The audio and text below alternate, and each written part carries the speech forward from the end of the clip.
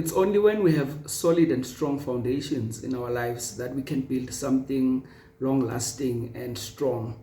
The reason why most relationships fail is because they were never based on a strong foundation in the first place. If the foundation of a building is weak, it will never stand when storms and winds come. So it's very important to have a solid foundation. In this video, I'm going to be giving you 9 pillars of strong relationships coming right up.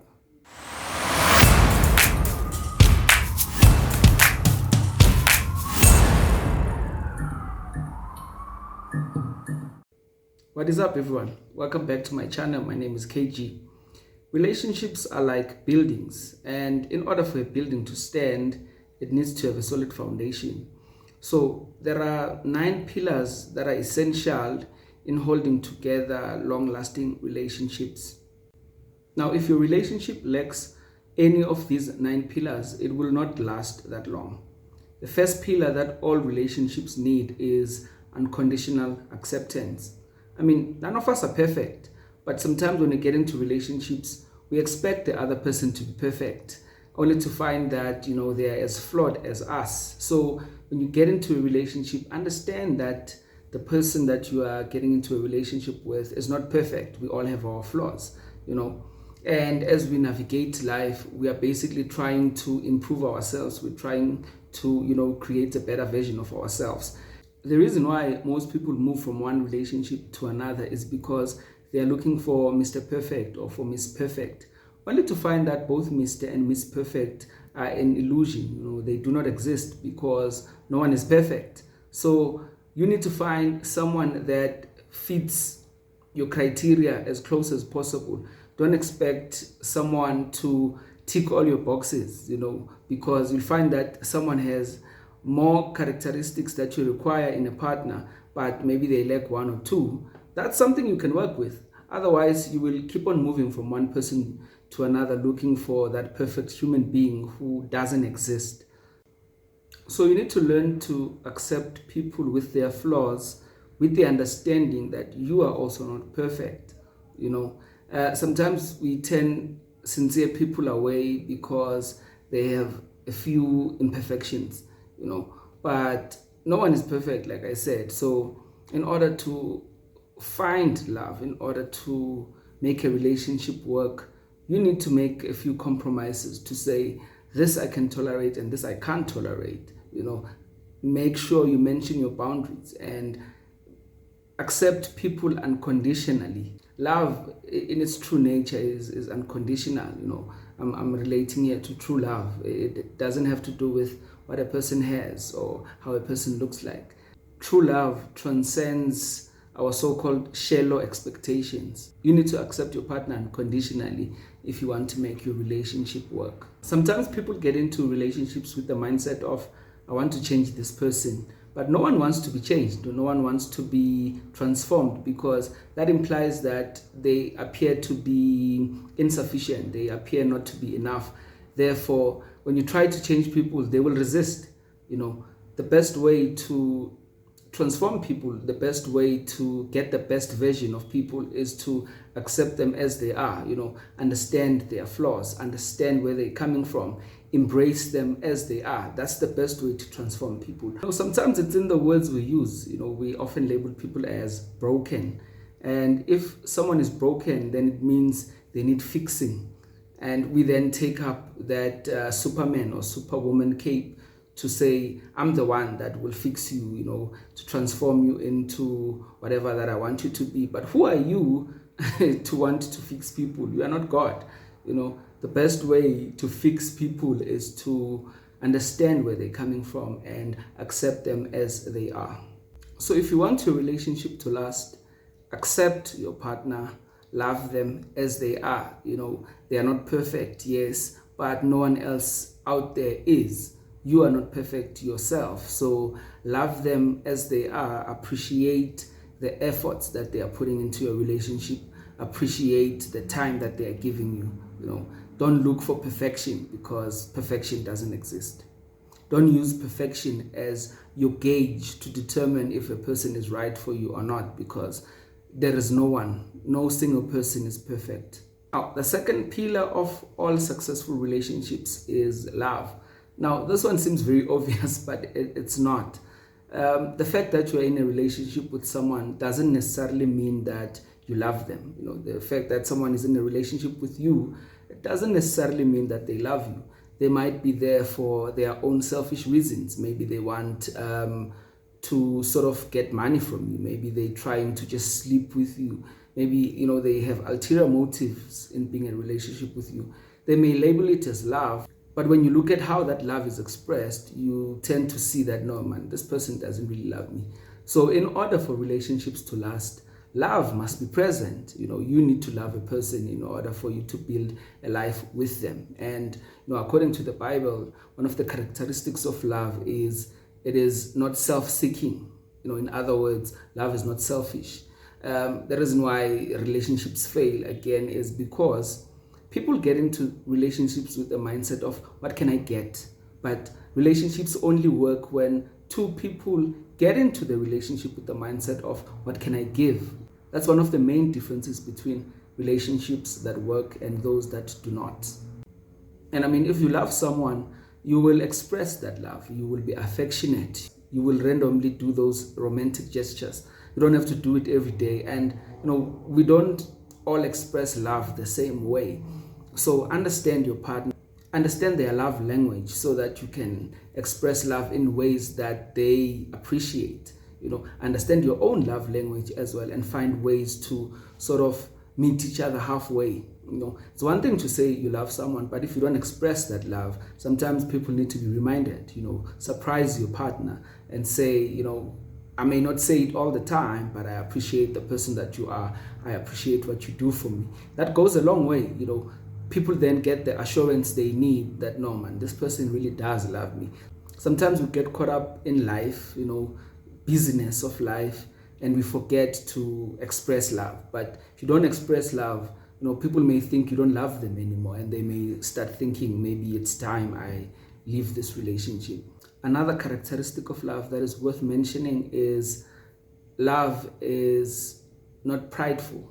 Love is not proud, according to the Bible, which means that whenever you come into situations of conflict with your partner, you will learn to humble yourself.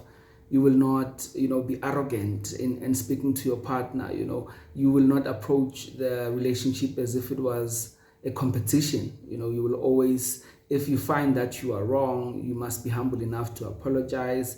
Understand that, if you are prideful, then the relationship becomes one-sided. Again, it goes back to that thing of selfishness.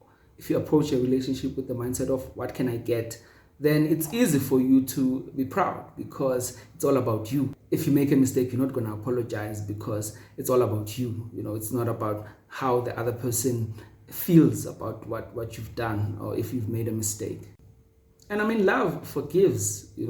That doesn't mean that we need to be naive now and, just forgive people without really showing them how much they've hurt us. But all it means is, you need to forgive. If it's something that you can forgive and still continue with the relationship, do that, because again, going back to that thing of no one is perfect, that doesn't mean that, we should accept all the BS that our partner throws at us. But it does mean that you will also be accommodating and understanding that sometimes people make mistakes sincerely. Sometimes a person does something without realizing how it's making you feel, without realizing how bad it's taken when you sort of interpret that situation. So be forgiving. If your partner said something they were not supposed to, maybe in anger, forgive them. If they forgot something and they sincerely apologize, forgive them. That's how you can then move forward. And don't keep record of wrongs, because that's not how love is. You need to, if you're saying I've forgiven you, don't bring it up again, as long as you've talked about it and have both agreed that, that's not how you like things to be. And if that person acknowledges that, then forgive and move on. The third critical pillar of all lasting relationships is honor or respect. Now, this one is quite big. If you claim to love someone, then respect is one of the main keys that will sort of prove that. For example, I can't claim to love my partner and then I propose love to the next girl I see in the streets. That is not respect. If your partner loves you, they are not going to do things that will bring dishonor to your name. They are not going to be doing things out there that will bring shame to you. That's what respect is all about. It's also in how you speak to each other. If you love someone, then you will respect them. You will be careful of the words that you use, because no one likes to be disrespected. We all want to feel honored. We all want to feel esteemed. But if you are going to do things that will bring dishonor to your partner, then it raises the question of whether do you love them or not. And like they always say, respect is reciprocal. It's a two-way street. If you expect me to respect you, you need to respect me. It cannot be one-sided. And sometimes in our patriarchal society, we expect women to respect men, but we then struggle to promote the same concept when it comes to women. But that is being double-minded. That is double standards right there. If you expect to be respected by your woman, you also need to respect her. You also need to, practice restraint so that you don't dishonor her. The fourth pillar of strong relationships is self-control. If you love someone, you need to be able to control your anger or your temper. You need to manage your temptations as well. Temptations are everywhere. But if you've made a decision to be with one particular person, then don't give in to temptations out there. Don't give in to your lusts. You need to value them enough to realize that if you are going to make this work, you need to make some sacrifices. You need to forget about certain other people that you wanted to get with. Again, love is a decision. You choose to love someone. It's a conscious decision that takes into account the fact that if you decide to build a life with someone, then it means everything else must fall off. It means everyone else must fall off. You need to be self-disciplined. You need to really commit to a person, and that comes with knowing exactly what you want. It's easier to control yourself if you know exactly what you want. A whole lot of relationships fail because people just can't control themselves. They easily give in to temptation. They easily give in to their lusts. And that's not how you build a relationship. That's not how you express love.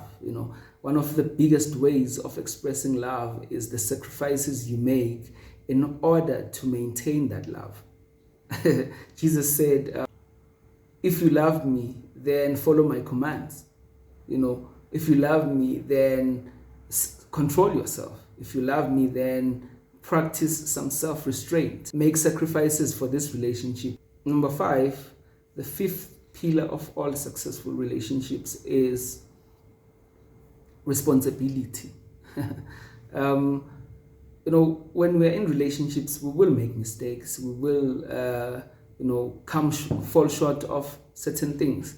And in order for you to really grow from those situations, you need to take responsibility for your own actions, own up to your faults. I always say this, if you're wrong, don't be afraid to admit it, and, humble yourself to say, baby, it wasn't my intention to do this, I'm wrong.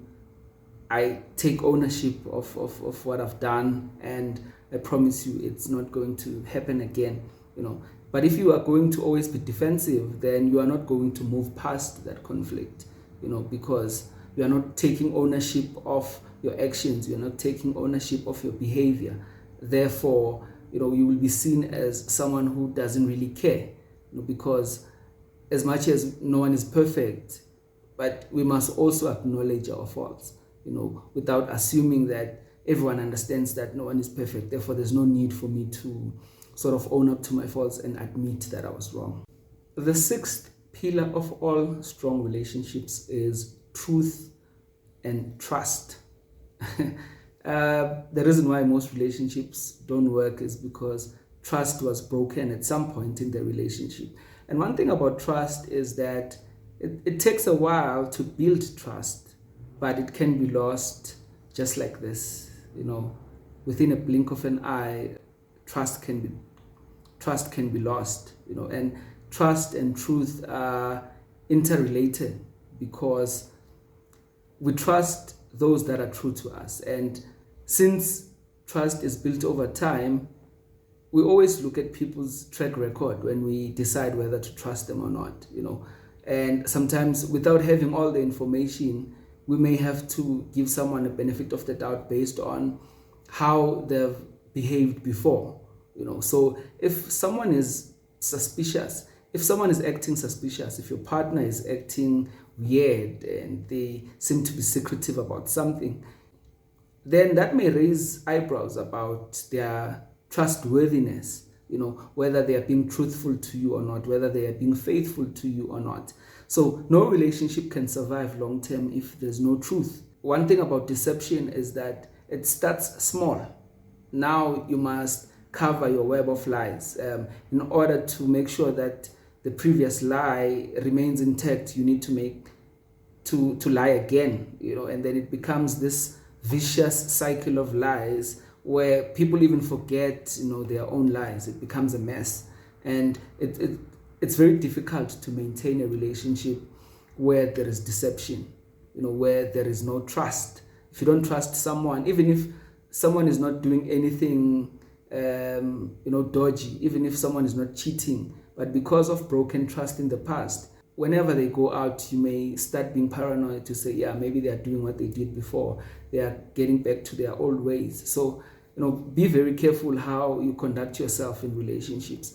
Be truthful. It's easier to be truthful than to be deceptive, because deception is hard work. You need to maintain it. You need to cover your tracks. That is a whole lot of work. Relationships work better when there is truth. You shall know the truth, and the truth shall set you free, says the Bible. And if you don't feel someone anymore, if you don't love someone anymore, instead of you doing things behind their back, be truthful about it.